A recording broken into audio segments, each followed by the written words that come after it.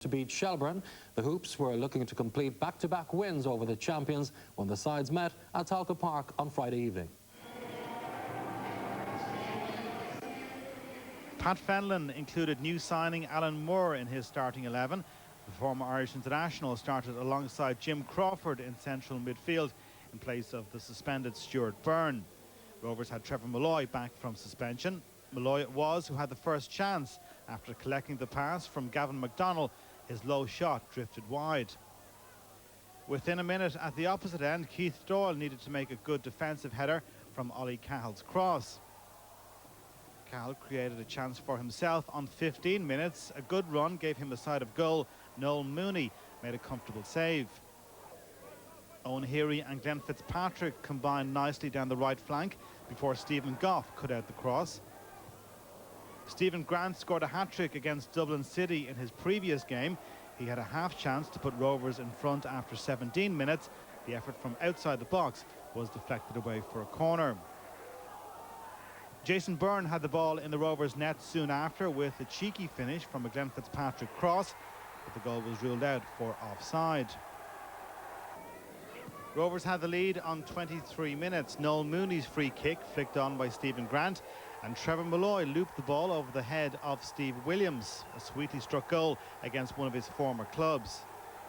Stephen Grant turned well on the edge of the box just before the half hour. Again, Steve Williams wasn't troubled. Grant was involved again in the build-up, as was Shane Robinson in a move which gave Malloy a real chance to double his and Rovers' tally for the evening, but Williams came out on top. Before the break, Noel Mooney saved well from a close-range Glenn Fitzpatrick header. He also saved the follow-up, which wouldn't have counted, as Jamie Harris was offside. Wes Houlihan's off-target shot brought the first half to an end. A torrential downpour made life difficult for all concerned at Talca Park in the second period. Shells had a real claim for a penalty when Pat Deans appeared to use a hand to deflect away a corner. And Shane Robinson just failed to connect with a Keith O'Halloran free kick. Wes Houlihan picked up a caution for pulling back Gavin McDonnell. A minute later, Houlihan's pass found Jason Byrne. A brilliant turn from Shell's top scorer gave him a real chance, but the finish wasn't good enough to beat Mooney. The game came to an end for Houlihan with 15 minutes to go. Booked for dissent by referee Alan Kelly, his second caution, and Shells were left to chase the equaliser with only 10 men. Steve Williams was spared a major embarrassment on 86 minutes. He completely missed the attempted clearance from Dave Rogers' back pass. Stephen Grant was unable to get to the ball in time, and Shelbourne eventually cleared. Rovers were seconds away from inflicting Shell's first home defeat of the season when captain Owen Heary grabbed the equaliser.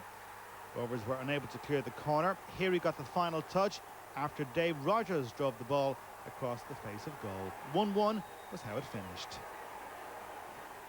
Well, lots of talking points in that match, Roddy, but Shamrock Rovers agonisingly close to inflicting the second defeat of the season on Shelbourne. Yeah, I mean, it seems a little bit of a bogey team for Shelbourne at the moment, you know. But on the game itself, there was plenty of goal-mouth action. But I think over the 90 minutes, Shells deserved the point, you know. It was, you know, the all-experienced players, you know, they never give up. 3 minutes into injury time, and Dave Rogers, his contribution for the goal was excellent. I mean, he's controlling the box from the set piece. Was good, and then you've got Owen Heary throws himself in. So deserved point at the end of the day.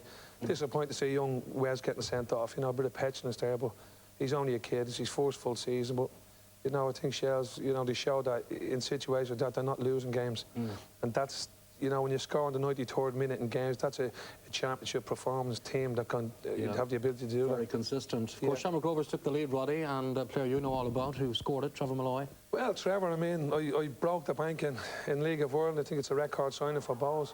And I took him to Carlisle, and if I was a manager, I'd take him again tomorrow because he's an excellent player. Just looking at that one there, I mean, looking at that from the delivery, from the wide player, I mean, the lines from where we see, but if you look at it and take a read, the finish, he had to be in front of the ball to finish like that.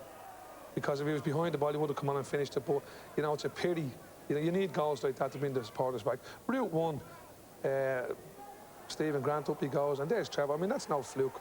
Trevor's one of the most concentrated players I've ever worked with. I mean, every stage of the game he's concentrating. The left back I'll be disappointed with there. He played him on side. He dropped in and left him on side. But Trevor is a player. He's very inspirational. There you go, cast iron penalty. I don't know, how that one was missed. That was a cast iron penalty up at the hand, and he's full vision of the ball when he handled it. But and Alan Kelly's a good referee. I've watched him a few times, but I think he had a poor day. That's the situation I don't like to see with young Wes, young player, exceptional player. I love to see him when I go to Shells. He's the one that makes them play. Other than that, they don't really play much football. But, he's a young kid and he'll learn from that, hopefully. Here's the goal. I mean, 3 minutes into the time and people can panic a little bit. And you can see it in that situation there. Stephen Grant was back in defending, picking nobody up. He was basically a hindrance. He got in front of his goalkeeper. Mooney, I mean, the only chance that came was from Grant, but there you go. I mean, that's a fantastic touch for Dave Rogers.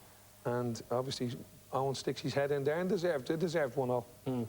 Do you think, Noel, that that result will give the likes of Bohemians Cork City Drogheda a bit of a lift, that, Shells can be beaten as well? Well, they can be beaten. Unfortunately, Rovers are the only one who seems capable of doing it, are the only team who have done it. There's a long way to go. Certainly, they're going to drop more points between now and then. But the problem is that even if they are beaten, if they lose 2 or 3 games, every other team is losing 2 or 3 games, and I just don't see anybody coming from the pack to put a run together, maybe 7 or 8 wins, which would be required to put serious pressure on them. Maybe Cork, given the position that they've two games in hand, maybe boosted, but